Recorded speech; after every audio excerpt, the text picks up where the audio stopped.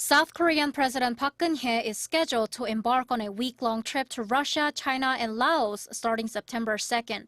Park's itinerary includes a summit meeting with President Vladimir Putin, attending the G20 summit in China, and forums related to the ASEAN in Laos.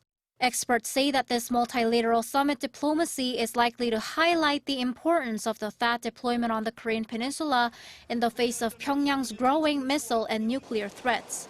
China and Russia have been expressing their discontent in regards to THAAD, so the president is expected to first and foremost seek understanding from our Chinese and Russian counterparts on the self-defense nature of deploying the anti-missile defense system. Seoul's relations with Beijing and Moscow turned quite cold following its decision to deploy the U.S.-backed missile system. So the president's trip to these countries has a primary diplomatic objective to ease tensions with Beijing and Moscow. Whether President Park will have a summit meeting with our Chinese counterpart Xi Jinping has not been confirmed yet, but possibilities remain open, as Chinese state-run English-language newspaper Global Times reported on Monday, quoting local experts, that a Seoul-Beijing summit meeting could take place on the sidelines of the G20 gathering.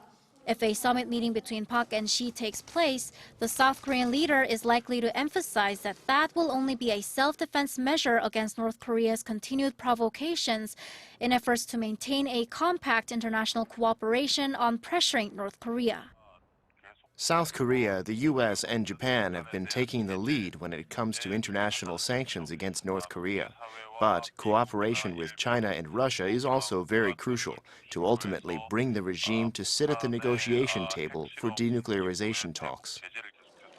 During her three-nation tour, President Park is expected to meet with other international partners besides China and Russia, including her U.S. and Japanese counterparts, to tighten up international pressure on the regime and underscore that the THAAD deployment to the South Korea is not meant to disrupt or anger any neighboring nation, but to solely target and counter North Korea and its ongoing provocations.